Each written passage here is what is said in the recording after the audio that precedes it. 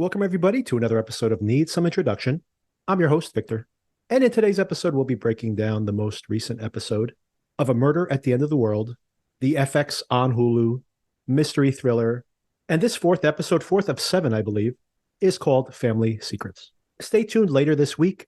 I'll be recapping the next episode of this same series and providing you some wintry, snowbound thrillers and horror movies you may want to discover or rediscover if you are enjoying this season of television. Also, stay tuned for some of that new content I was describing. It's the end of the year, and there are many of our greatest filmmakers releasing films. We just saw David Fincher's Killer, so expect an episode covering this Netflix show. A lot of things coming out on Netflix, May, December, just this past week, from Todd Haynes, and its exploration of our fascination with tabloid stories and inadvertently becoming famous or a celebrity. And that made me think of another film I've seen recently, Dream Scenario. So expect an episode exploring those two films and the themes within them. As for our week-to-week television coverage, of course, we will wrap up A Murder at the End of the World, which I believe is 3 more episodes now. And then I'm sure some year-end content, lots of movies coming out, a lot of awards contenders coming here late in the year. And a lot of that stuff is going straight to streaming, whether it is Netflix, which has a really interesting slate of films coming in the next couple of weeks, some of which I've already seen, plus the Apple TV premiere of some of their very expensive prestige films. So a lot of that will be covered before the end of the year, in between our show coverage. And early January, a show I'm very interested in, and another snowy mystery for us all, tying directly with our current coverage, the latest season of True Detective, starring Jodie Foster. Definitely one of my most anticipated watches of this year. Was supposed to be this year or the subsequent year. Oh, and speaking of reality television and our fascination with peeking into the messy lives of supposedly average everyday people, there's a rather fascinating show right now on Paramount Plus and Showtime called The Curse, currently running about almost halfway through its run. And I've heard from a couple of you that you are actually watching this show, and it is also a show that I'm catching up on. I'm only 2 episodes in. I think there's 4 out there now. So I definitely will be catching up on this strange cringe comedy / thriller, possible horror show created by Nathan Fielder and Benny Safdie, and starring Emma Stone, who's giving an absolutely brilliant performance, who will also probably be an Academy Award frontrunner with the release next week of the film Poor Things. So lots to look forward to, probably a year-end wrap-up, many movies coming out, so expect to see reviews.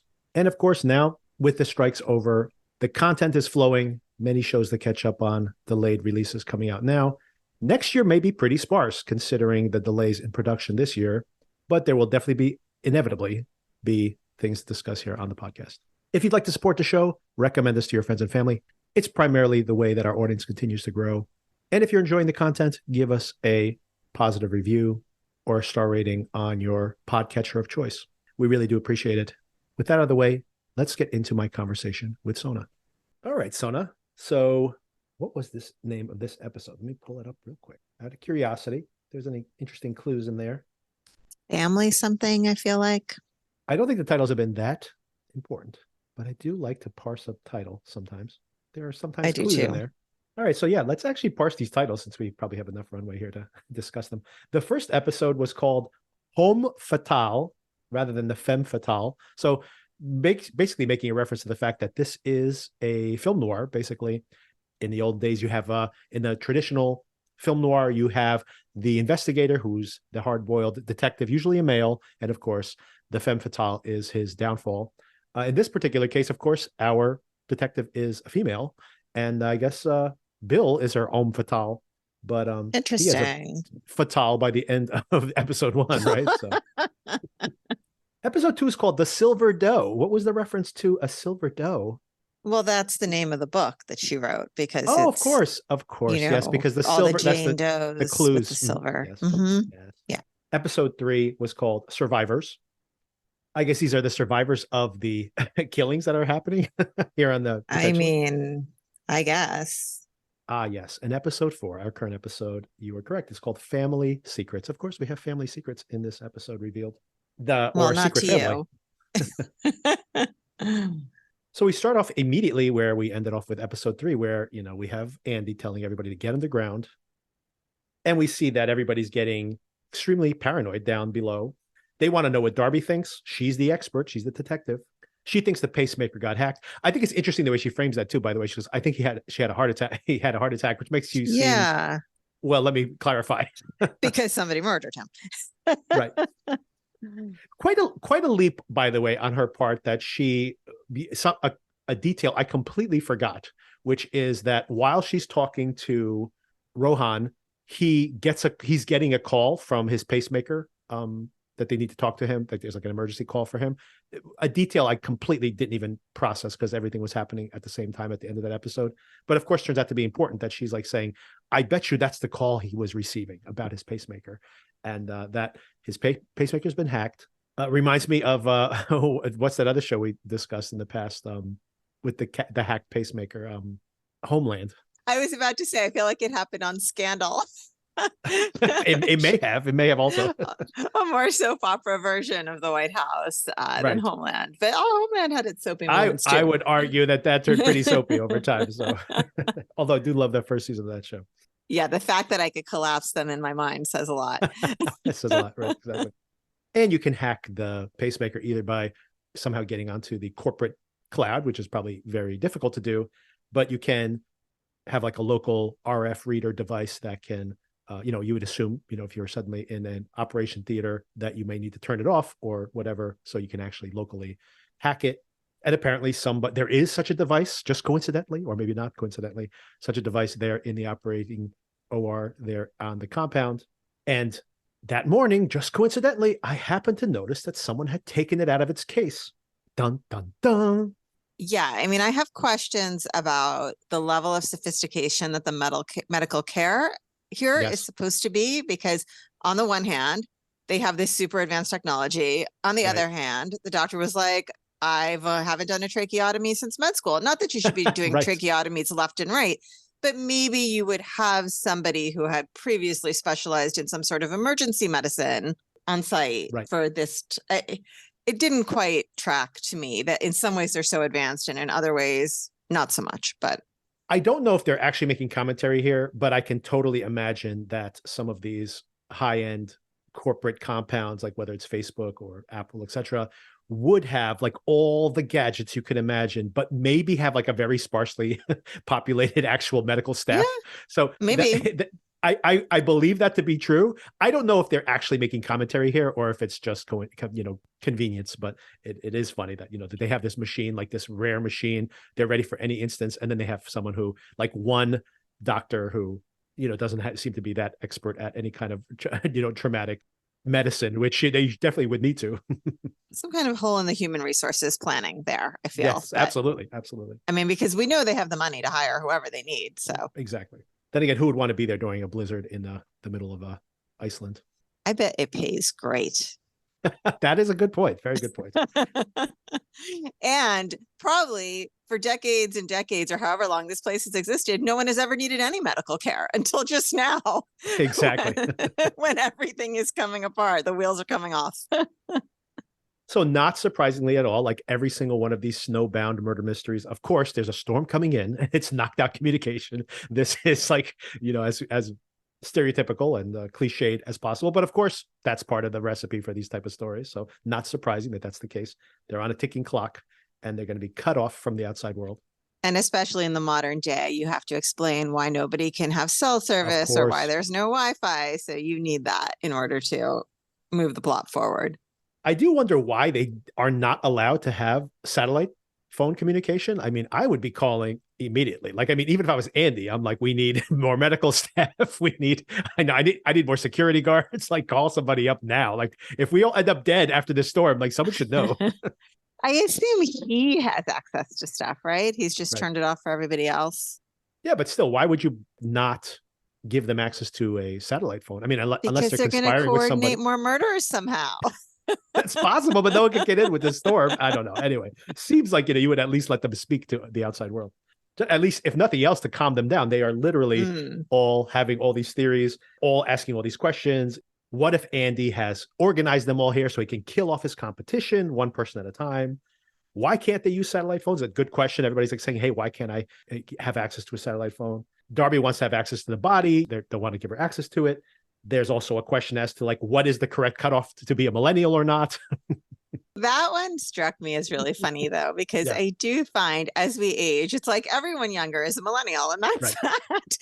There weren't any subsequent names of generations. Just if they're younger than me, they're a millennial. Kind of thought that was a funny little exchange. I literally looked this up, Googled it while I was seeing this particular scene, was what's the cutoff for a Zoomer? Because I'm like, Zoomer better not be a Zoomer, because that would be like really irritating.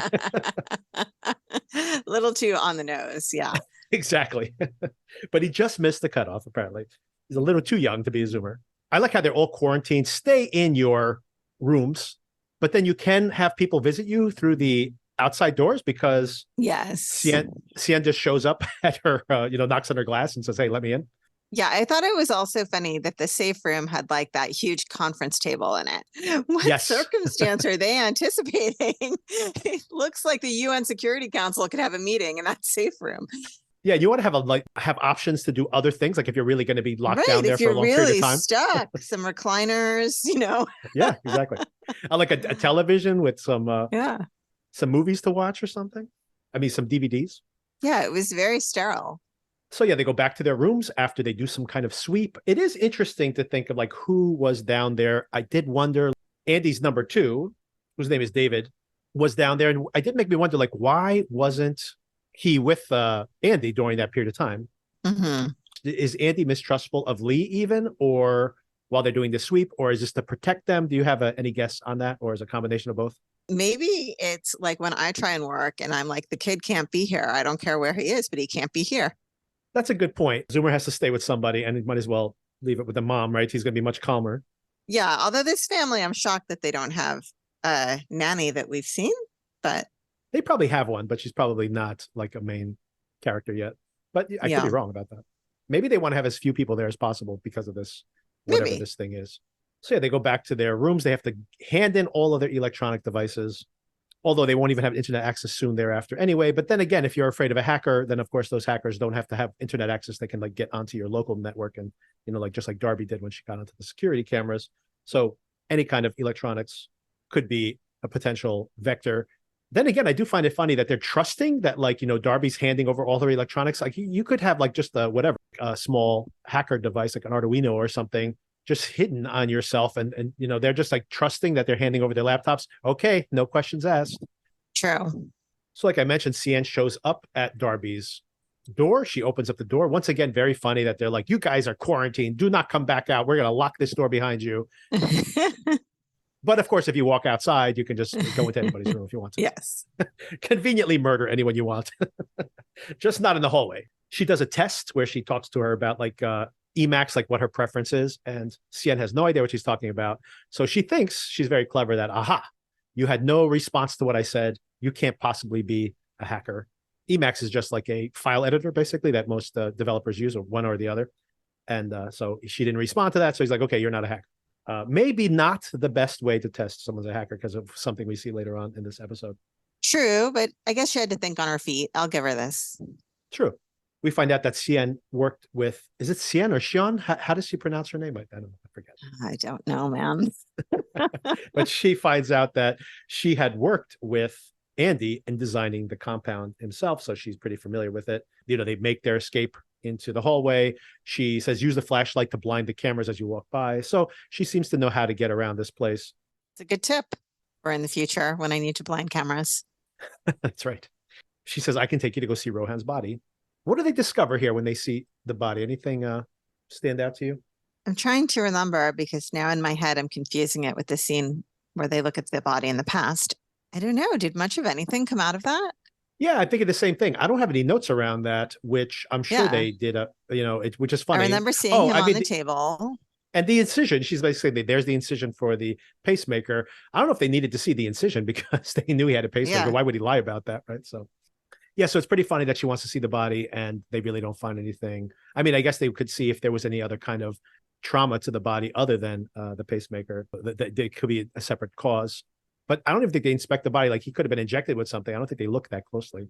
But this is basically just an excuse for Darby to tell Sian that he had been signaling somebody using Morse code. Once again, she has to explain why she knows Morse code. It's like, it's not that it's not that big a deal. A lot of kids just learn Morse code for fun when they're kids. Like, it's not that big a deal. If you were in a Boy Scouts or Girl Scouts, you probably had to learn the Morse code to get a badge or whatever. It's all right. You don't have to keep explaining it. Sian wants to head out into the snow. She's been to the moon. She's not afraid of a little bit of cold, but they also have these suits that will regulate their temperature.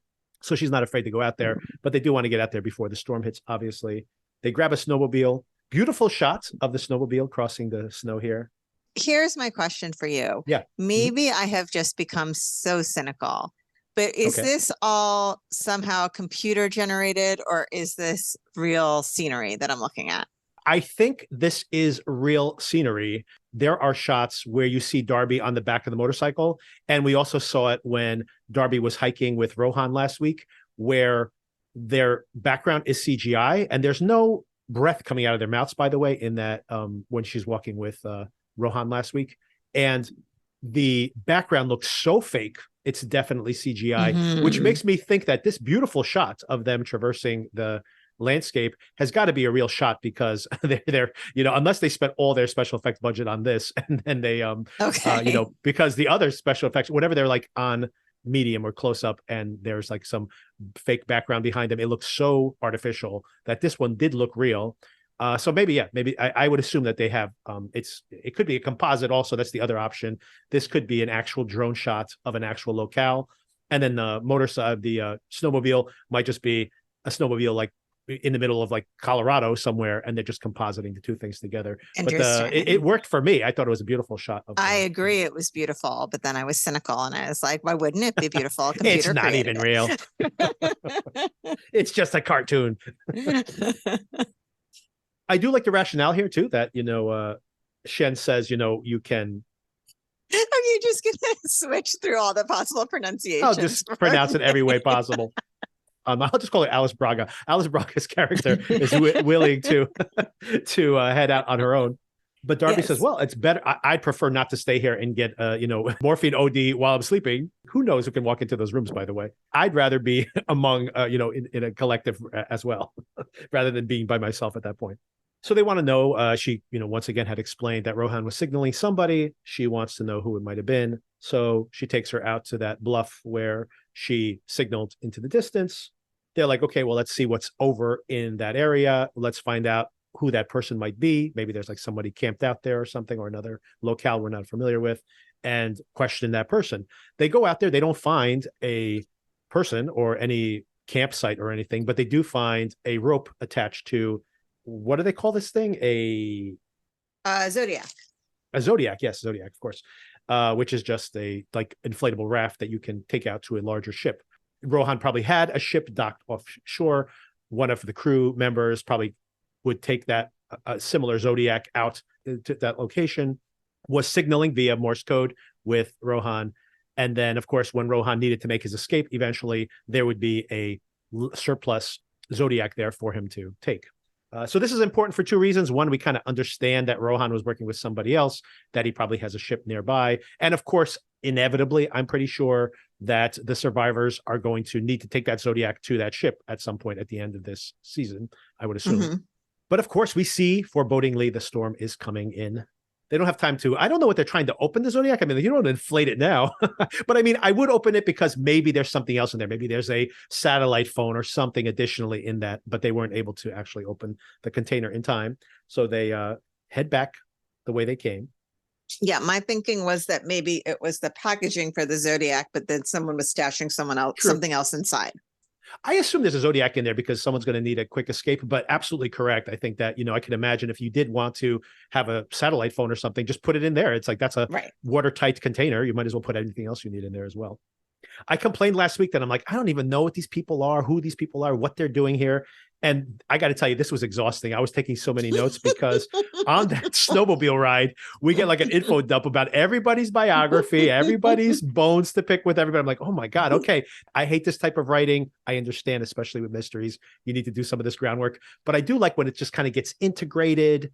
into conversations, or you see people get into a fight at dinner, and then like that leads to a revelation about their, instead of just having two people talk back and forth about like, this is who this person is, here's how they knew them. I'm just like, okay. They're just throwing names around, and I'm trying to track backwards like, oh, exactly. that must be that angry middle-aged guy. And yes, exactly. So these are the ones I took note of, and I'm going to focus only on this small set of characters, because normally with murder mysteries, the suspects early on never turn out to be the actual suspects. So I'm sure they will give us even more biographies. First of all, we find out that Lu Mei, Joan Chen, I didn't know who she was. And I guess they did mention this earlier. She's like basically has another AI company from China. She's considered the biggest competitor to Andy's company as far as AI goes, but she's there because he still thinks that she's like the cream of the crop as far as like the newest AI. So I guess he wants to, maybe suss out additional advances that they have coming so that he can be competitive with them.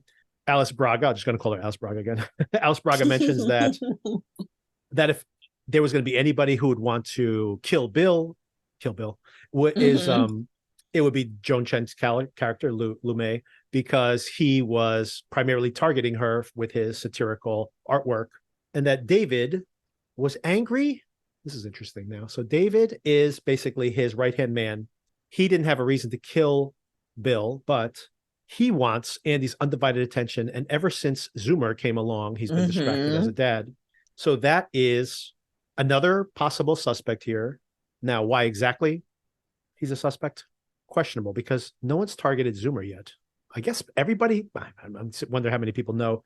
I mean, I was going to speculate something about the paternity is going to come out, and so he's trying to protect Andy, but I don't know. We saw Andy being jealous about Bill in public, even there, and you have to suspect that Andy knows that. I mean, he's not an idiot, right? He has to know that. The thing I speculated on last week, right? That Bill is the Zoomer's father, basically. I feel like he has to know, but I also feel like this is a situation where someone could be in a very deep denial. True. That's a good point. The other thing we find out along the way here is that this weird scene, once again, some clunky dialogue here, where the Alice Braga character, I'm going to keep saying that now, where she talks about her dad. I feel like it might be Sian. I feel like they've been saying Sian. Okay. But I'm not 100% on that. But... I think you're onto it there, finally. Let's just say that. Let's go with it. That her dad died from suicide. He had PTSD, thematically hitting things right on the head, where she's just like saying, toxic masculinity is bad for women, but it's even worse for men. It kills men too, So, okay, I got it. I didn't love that, but yeah. That might be a theme, right? That could be a theme within the show that they develop. So we'll see. That's a good point. So like I mentioned, the storm is rolling in. So many of these conversations where they're obviously like introducing character points, suspects, biographies, motivation. It's just like, it's too much. Like, I'm like, man, I need a break. And we do get one very soon thereafter.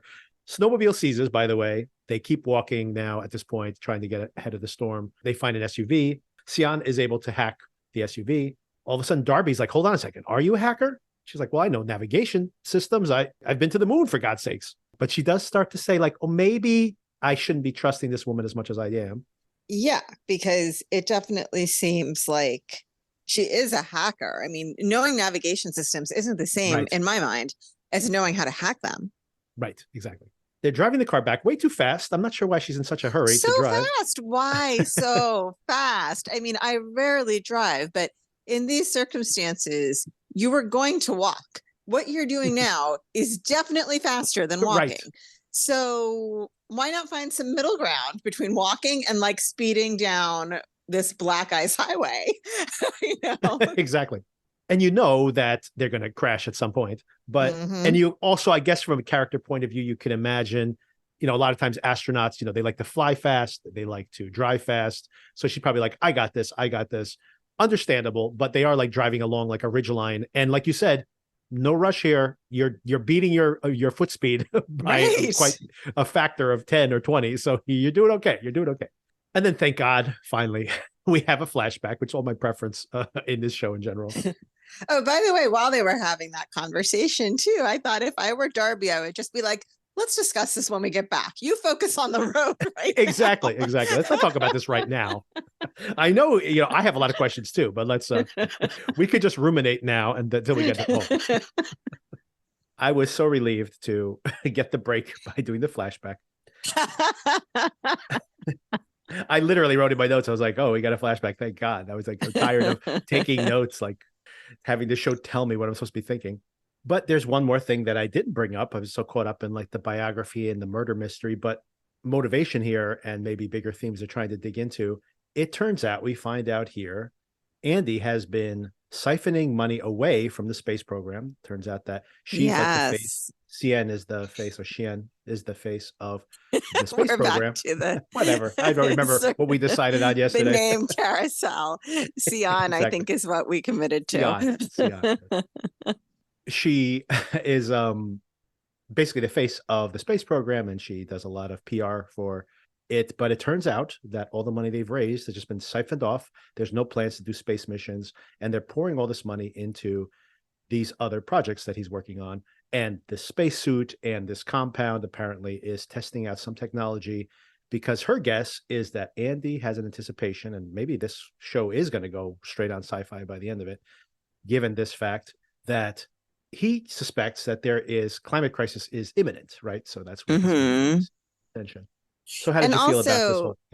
Yeah, so we haven't explicitly discussed it, but I feel like, and tell me if you disagree, he's supposed to be some combination of like Elon Musk and Jeff Bezos or something, right? Yeah, I think so.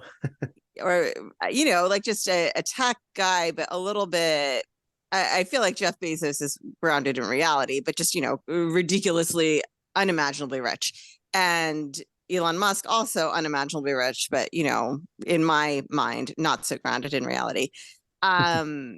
So I think that's a good combination. Yeah, because I think the people have been making the analogy that he's supposed to be like a Musk, but like you said, I don't see any of the kind of like trolling that Musk seems to be fixated on now. And I think that's what most people, when you do see these figures in recent pop culture, like I have not watched this show at all, but I hear there's basically a direct Elon Musk metaphor within, I think, the John Hamm character, right, on the morning show currently, which I don't watch, like I said, but that I haven't watched it either, although I've been meaning to, but I feel like it's too many seasons in at this point for me to catch up. I also hear it's absolutely terrible, but people like to watch it and make fun of it. So, but I've never watched it, so I can't say one way or the other.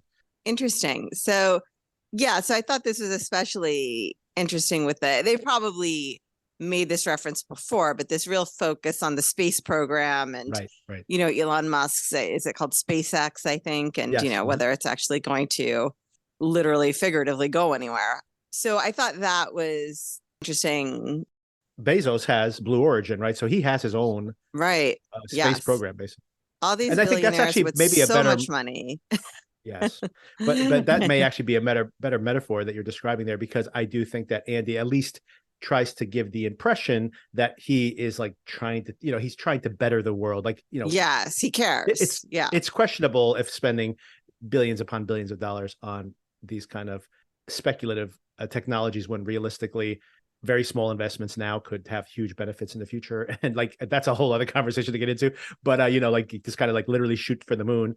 Or you hear like Musk basically saying, well, the earth is over. We have to think about colonizing other planets. So it's like, having that kind of attitude is probably not productive. And maybe there will be additional commentary, but I do want to call it out, because this is, I think, not only maybe thematically what the show is going to be about, it obviously is going to be important to whatever happens next in the mystery. I mean, you're saying what the show is going to be about, but we're halfway through at this point, right? More than halfway through. You're good point. Yes.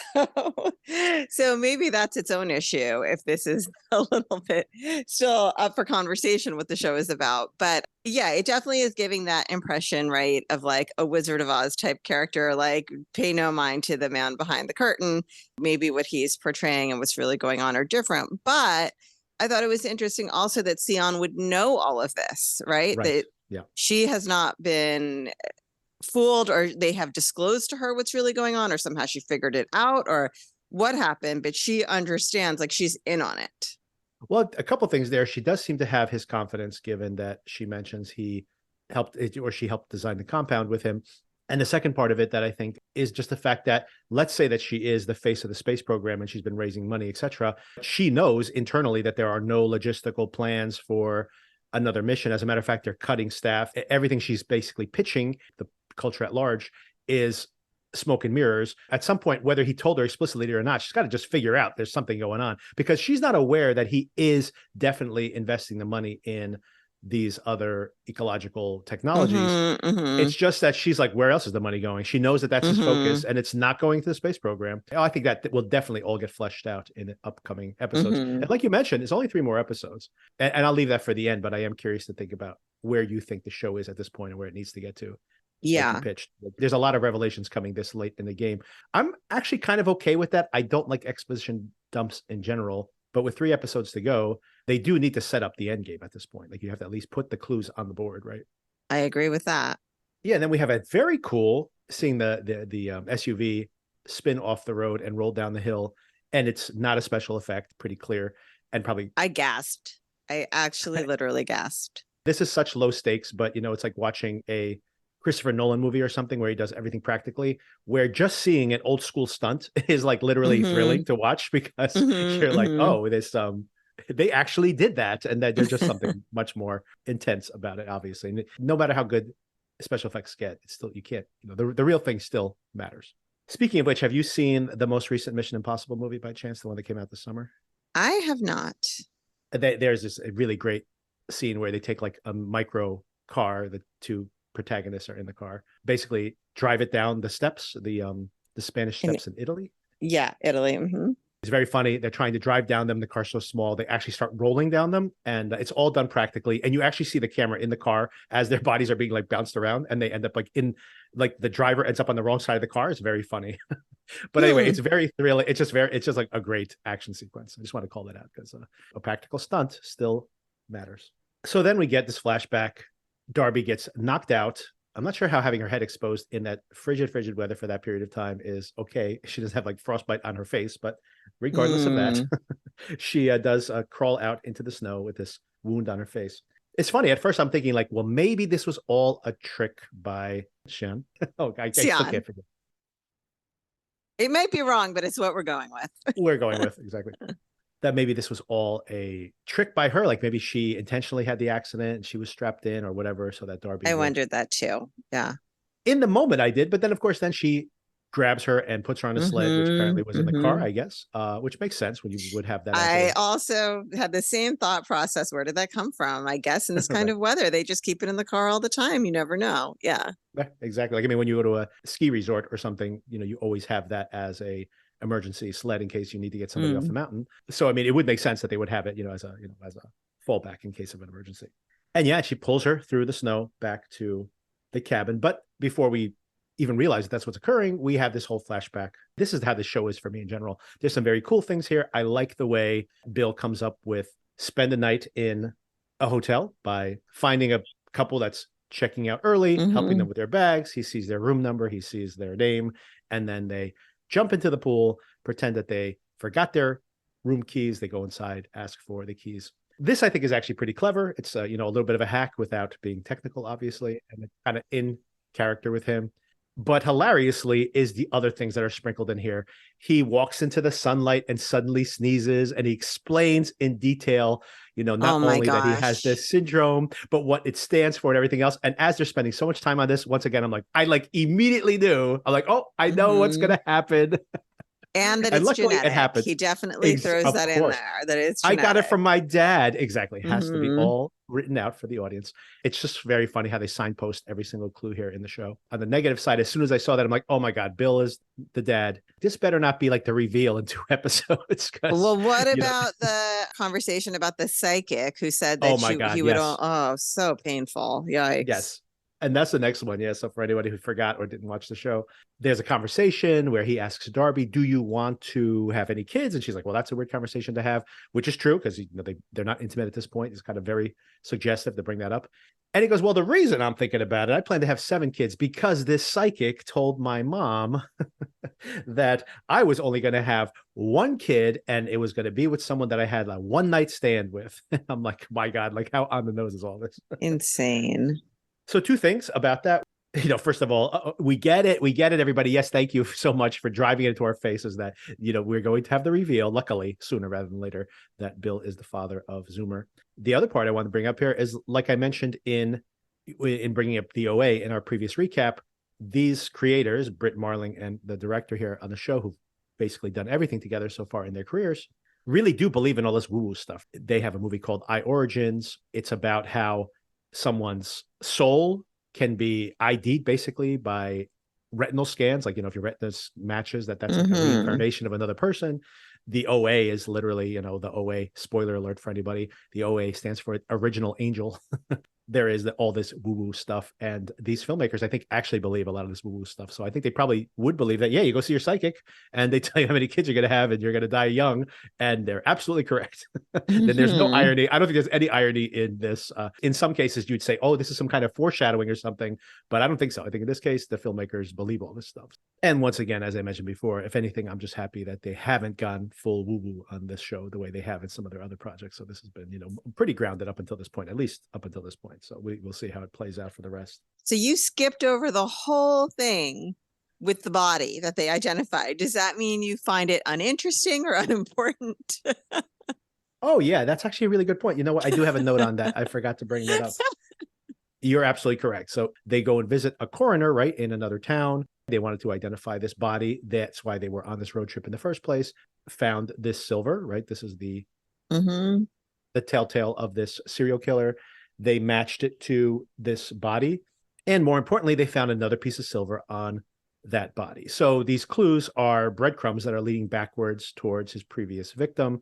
And now, theoretically, they believe, explain to me how they think that the next victim is going to be his first victim. Do you know how they know that that's the case? Is it just because they don't have any other unidentified bodies? This scene was the scene where I had to admit to myself that I might not be completely following this plot point in the past, because either I'm not paying enough attention or enough is not being given to me to tie everything together. I'm not sure where the fault lies, but it's not nearly as clear to me as the President J storyline. I think the answer to your question, is that the ring they found was engraved with the name E. Bell, and that is not the current victim who has been identified. So they feel like, for some reason, they feel like this is it coming full circle. And if they find the person that ring belongs to, that will be his last victim, his first victim. I'm not sure. His first victim, I think. Yeah. So what's happening there is they found a victim that survived. They found some silver that she had, some jewelry that she had that wasn't hers at the time. They traced that pin, I think it was, back to this victim. Because they have this survivor and they have this breadcrumb, they use that pin to identify the previous victim, right? And then they find a pattern. They say that we also found some silver with her.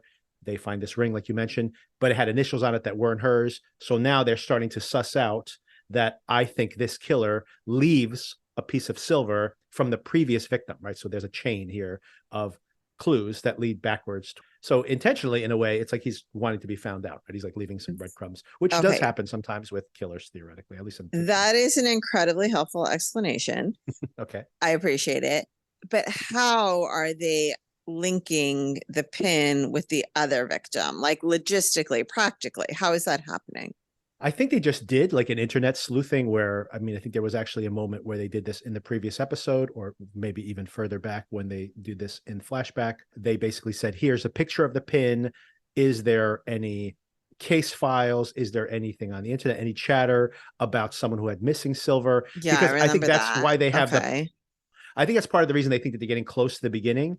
They have like a pool of possible victims. And I think what they've done is they are pinning some of these murders onto this killer.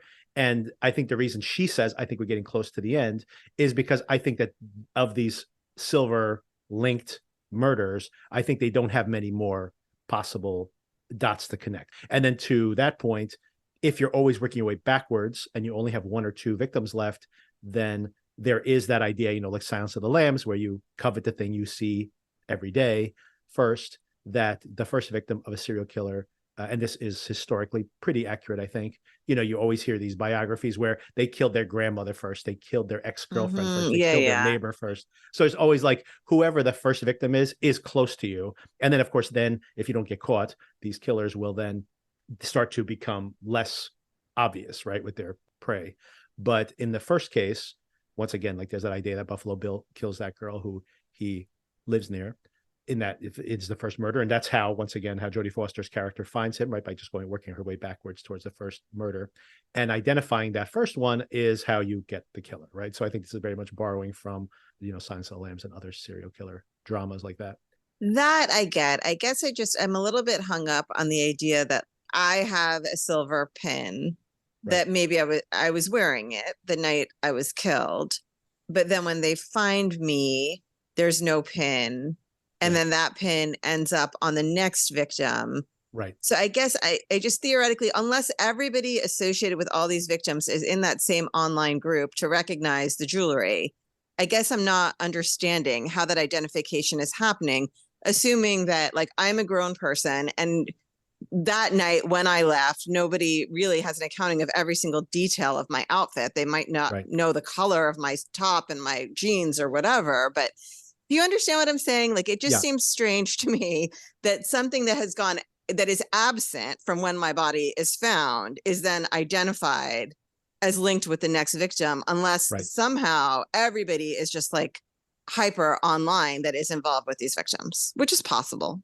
First of all, I think it is probably just an oversight on the writing side of things, but I think that there is some reality in this when you actually watch these shows about people who have caught killers, like the Don't F with Cats. If you guys have never seen that documentary on Netflix, where these this is a very grisly story, but maybe I won't go into details here, but it's a very interesting documentary about these online sleuths that basically are all like cat lovers.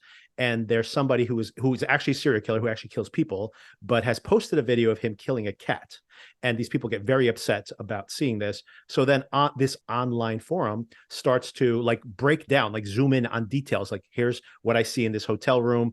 So this is taking place in Canada. Like, they suss out all these details from this video, and they all work collaboratively. And to your point, Sona, it's not that like everybody's in one chat room that has this information.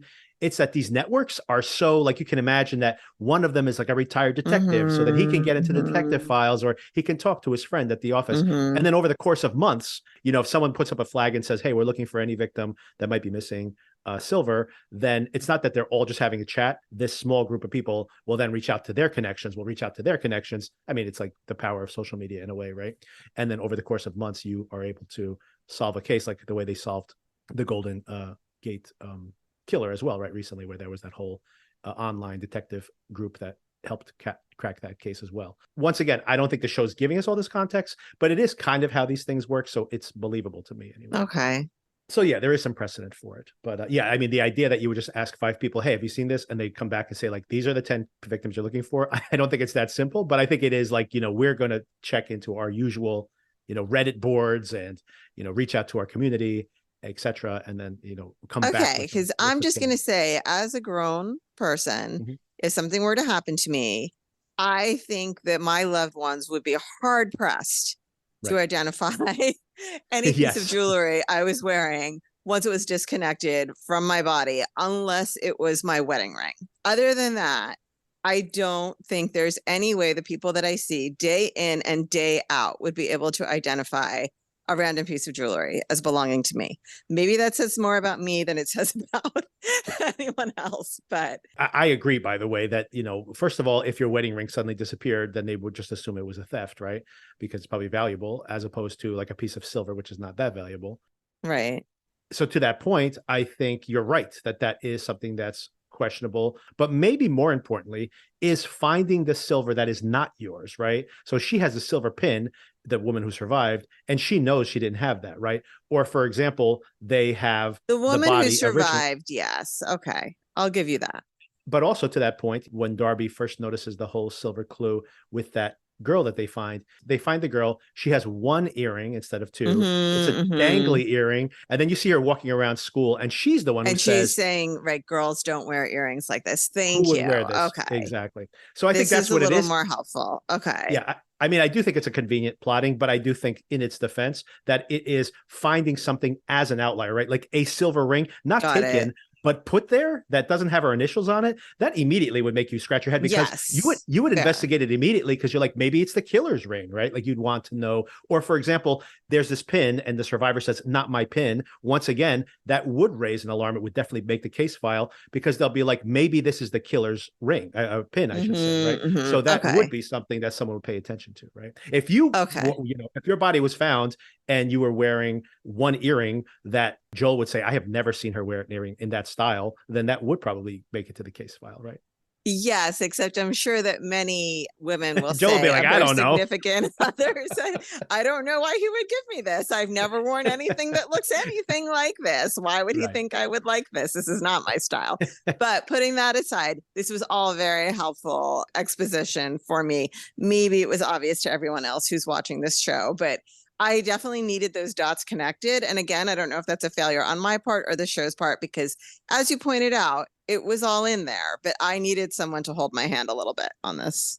It also is that, I mean, in your defense as well, is the fact that the show really is making you pay attention to two mysteries. One is, yeah, in the present tense, we're supposed to solve the case, right? Like it's the mystery where it's like, who done it, right? Like you literally are sitting there going, who did this? Who did this murder? It has to be someone that we know. It's a closed room murder, right? That's the whole formula.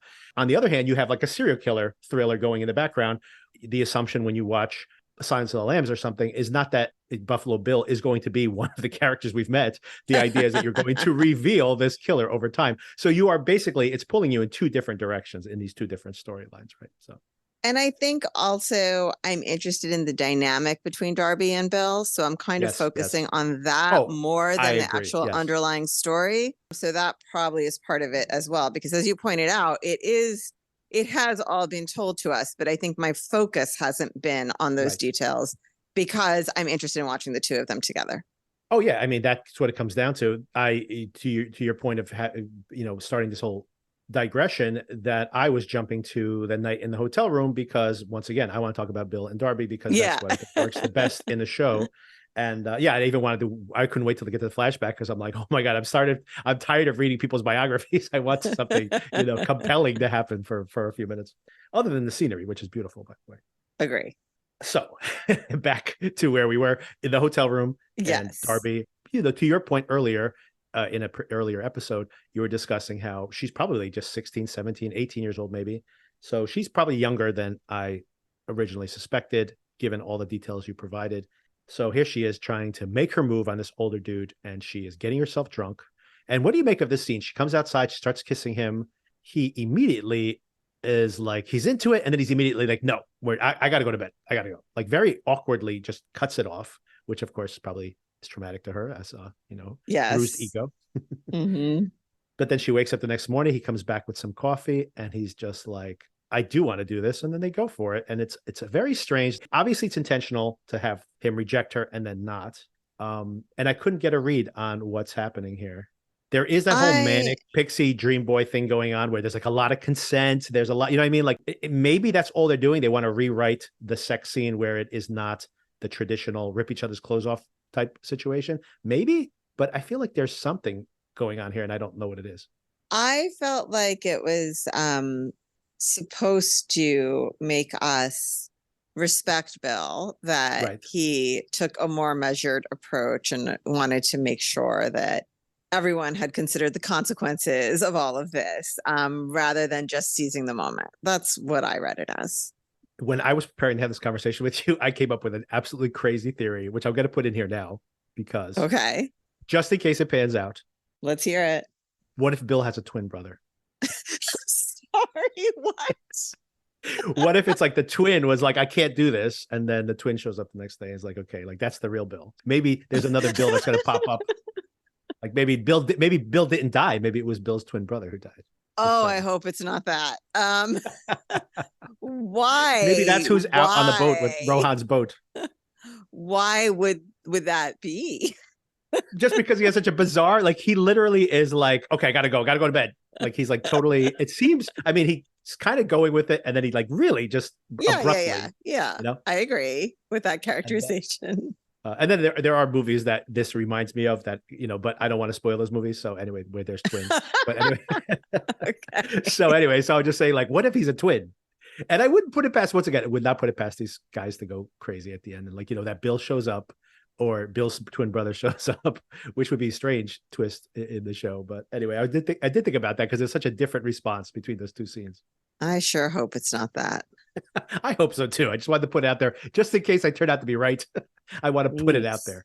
Yeah, fair. You would want credit for such a bananas development in the plot. I get it. I don't actually believe that, but you never know. But then they do have this love scene, and it is it's a very sweet scene actually between the two of them, and sexy too. Mm-hmm. I agree. Once again, these actors have a good chemistry. So Darby wakes up. She's back at the compound. This wasn't a trick to trying to kill her in the snow. She's been dragged all the way back. And while she is being resuscitated, two questions I have here for you, or actually just probably one, and then we'll save the other one for a minute later. But the morphine, she doesn't want the morphine. Is she a recovering addict? Because she's very adamant that she does not want the morphine. Bill also had a drug problem earlier. So is that what she's going, or is she just afraid that the morphine is tainted? Because obviously Bill was dosed earlier. How do you read that scene where she rejects the morphine?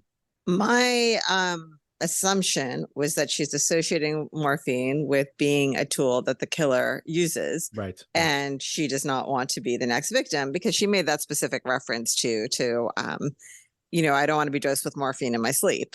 That's how I took it. Now that you raised that, I'm trying to remember if we saw her drinking at dinner, and just because she drinks doesn't mean that you can drink and not do other things.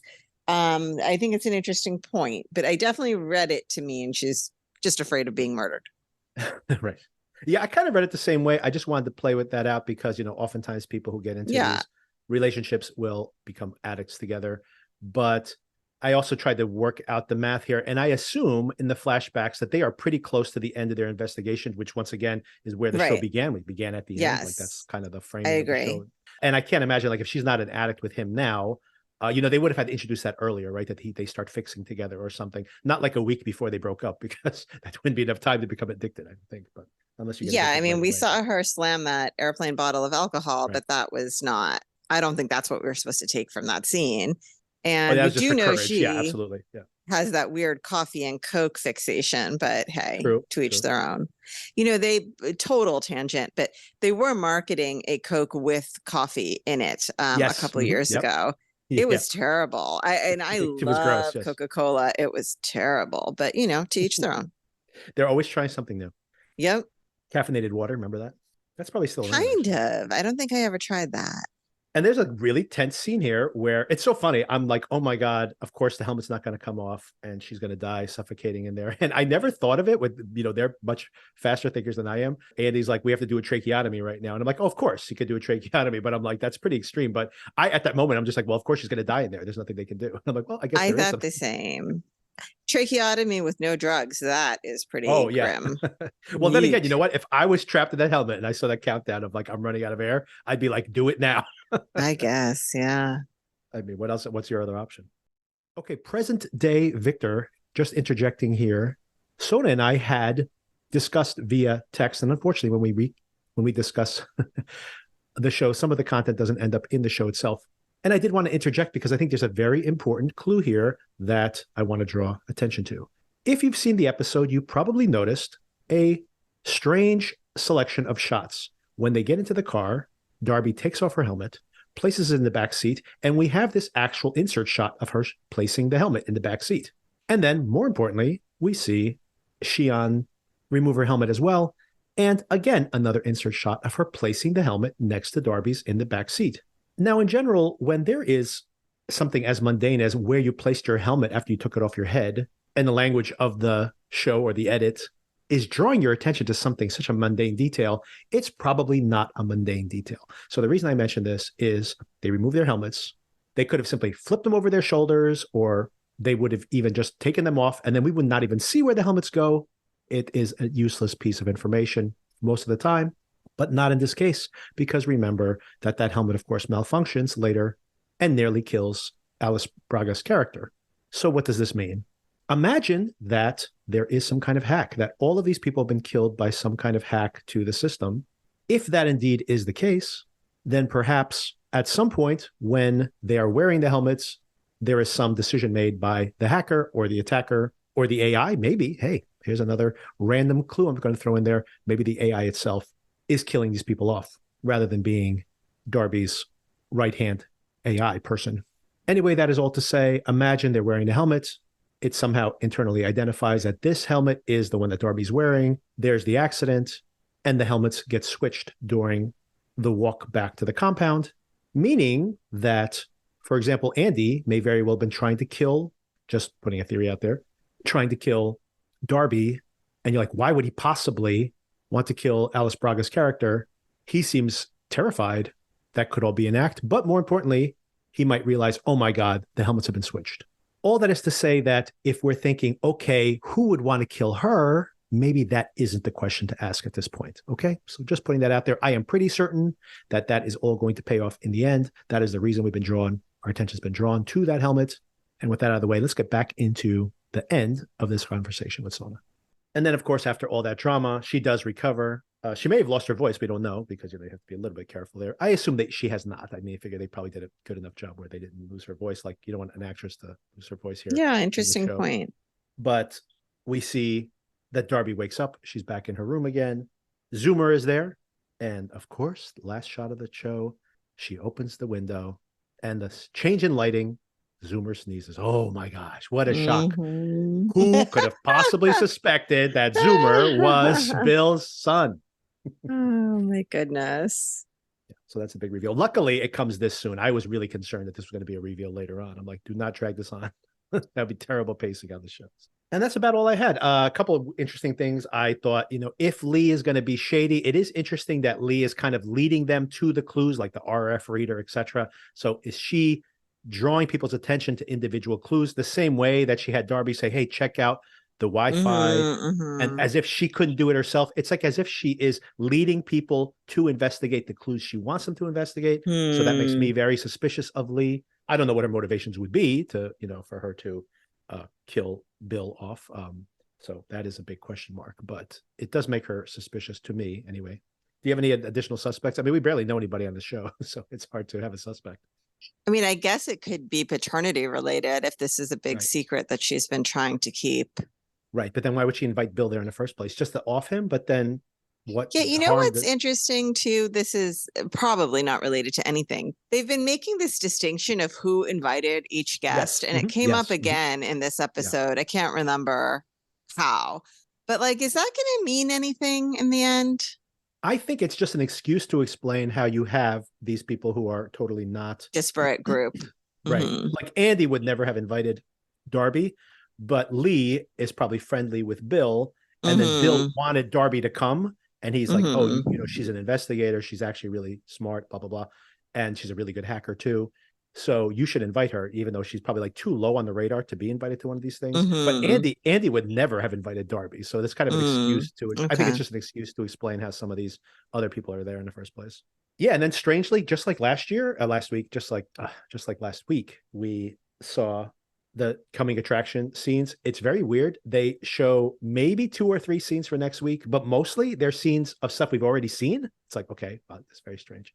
And they've done that 2 weeks in a row now with their coming attractions. So does that mean that they're hiding something? I didn't get any scenes on my version. No. Oh, you didn't? Okay. Weird. That makes me concerned a little bit that there's maybe not that much story left. That's my, maybe they are still editing it as we speak. They better not be. They've had this thing they've been delaying this thing for a year because of the strikes and such. They better not be still working on it. They could have made those special effects look a little bit better. I'll tell you that much. All right. Yeah. So I'm still interested. Yeah. Especially knowing there are so few episodes left. I definitely am interested. All right. Thanks again. And I'll talk to you soon. Talk to you later.